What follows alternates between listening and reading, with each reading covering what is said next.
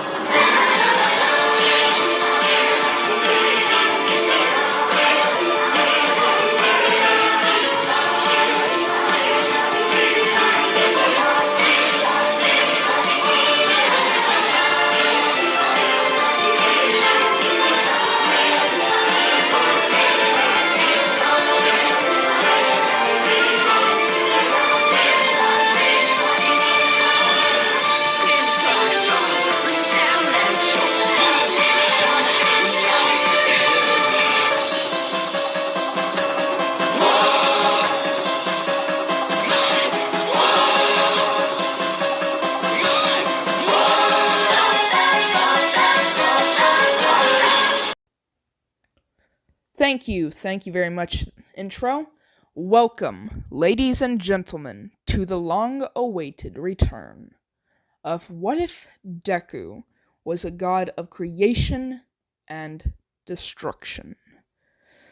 Season 2, Episode 1. I know it's been a long time coming, boys, but we're finally here with the return of my most popular series on the channel so far, and to date.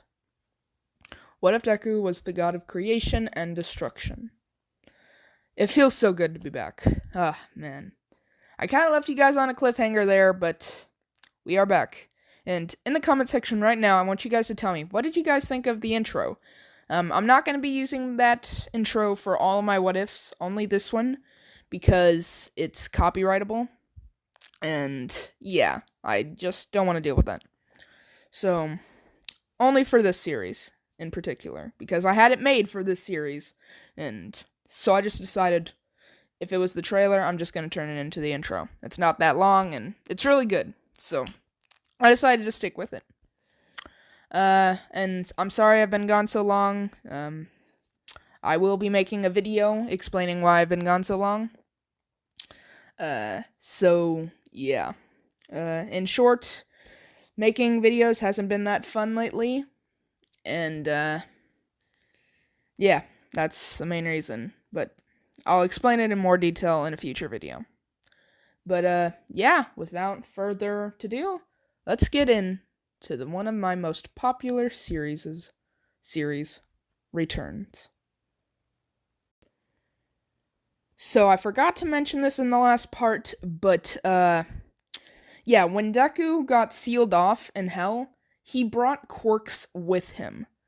So, 9 days after Deku's death, the world would be in chaos. Because without quirks, hundreds of thousands of people would be without jobs. Many people wouldn't even know, what they look like anymore. They wouldn't even have an identity anymore because of their mutation quirks. Like Hagure, sorry. She isn't invisible anymore. Like, her mutation quirk was just ripped right out of her.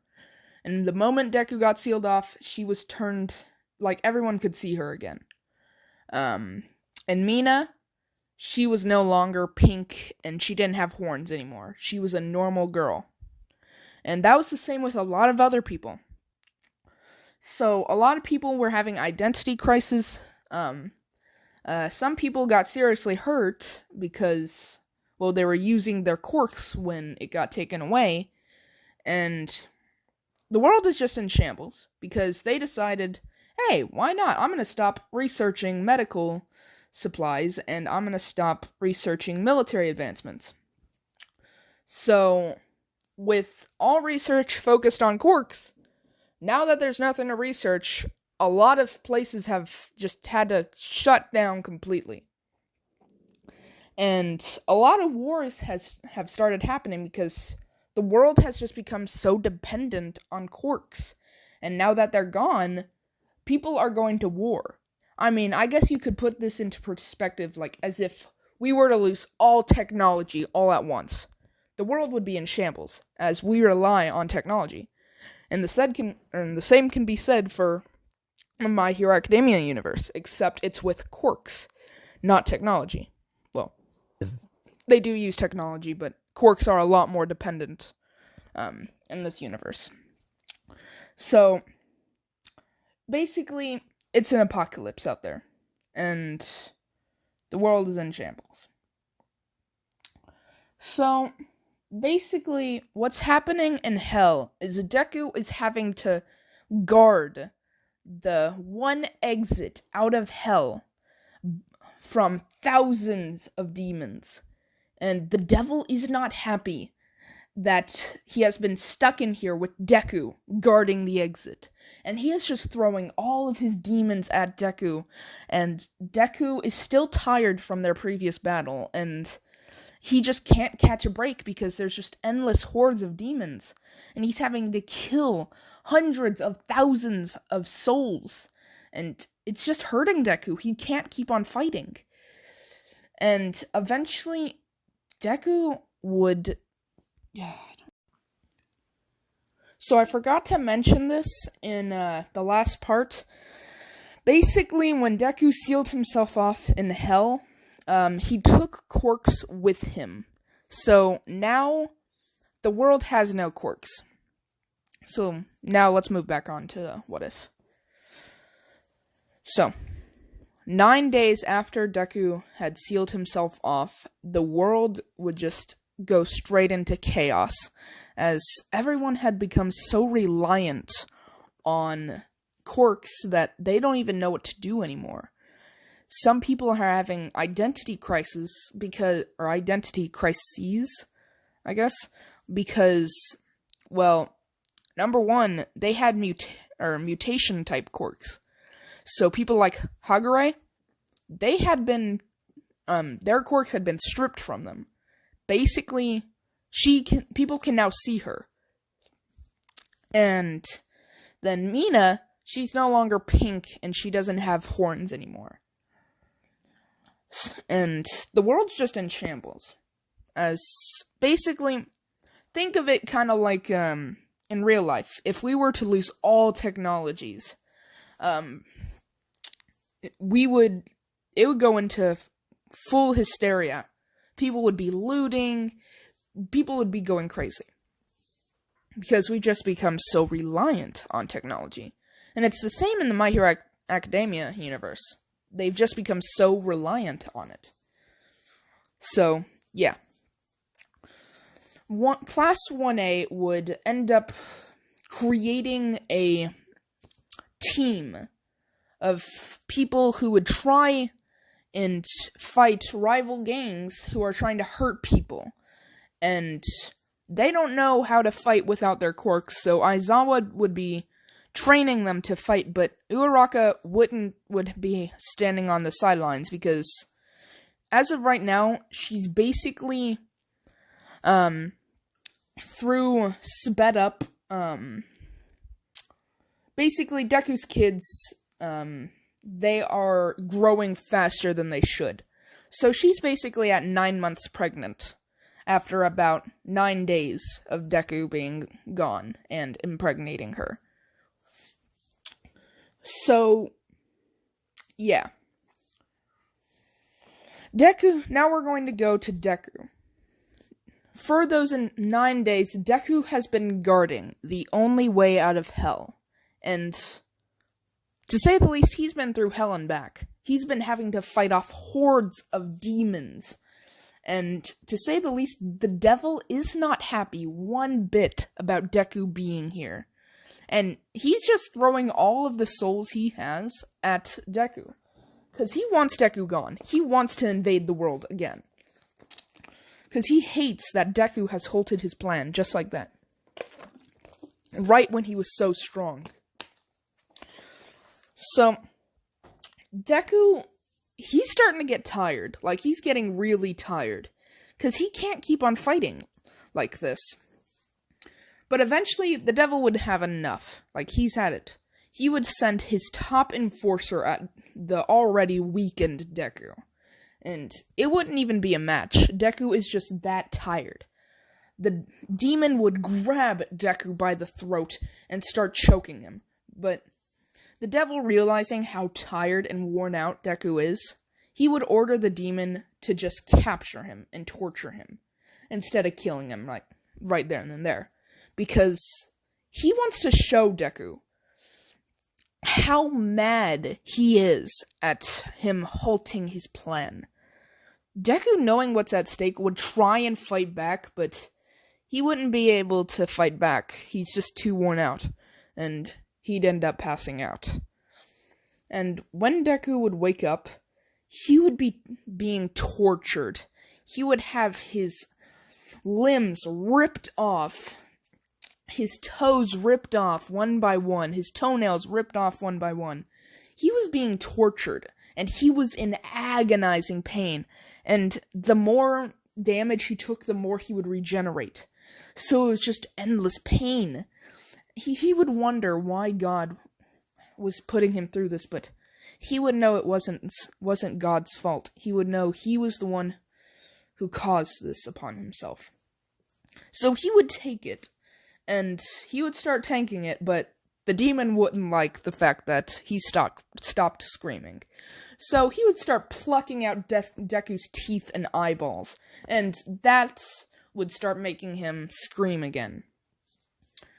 So, back in the real world, Uraraka would go to visit Deku with Bakugo and Shoto Todoroki. And she would lay flowers at, she doesn't know, but the gate of hell. She just laid flowers in front of the gate of hell. And she would start walking off with a tear going down her eye, when all of a sudden, a crack would start glowing from Deku's tombstone. But they wouldn't realize it, and they'd keep walking. When all of a sudden, Deku's tombstone would just shatter into thousands of pieces, and a demon would crawl through the barrier. And it would see Uraraka, and it would burst off towards Uraraka. Shoto would turn around and open fire on the demon with his AK-47, scaring it off. At the time, the demon didn't realize that the AK did nothing, but just the loud bangs would scare it off. Shoto, knowing something's wrong, would grab Uraraka and just start running, and Bakugo would do the same, as within moments, thousands upon thousands of demons would just start flooding through the gates of hell into the world. And this, in itself, would cause World War III, as thousands of countries were being rampaged by these demons. And, well, all the weapons they have in the world wouldn't be able to destroy them. None of them are strong enough. And without quirks, they have no one who can protect them. The world is vulnerable against these creatures. So Bakugo and Shoto would be able to get Uraraka to a safe place when Uraraka's water would break.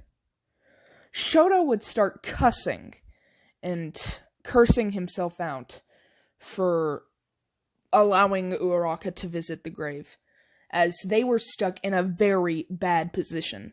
They need to get back to base, but base is a couple miles away, and demons were everywhere. And neither of them know how to deal with this.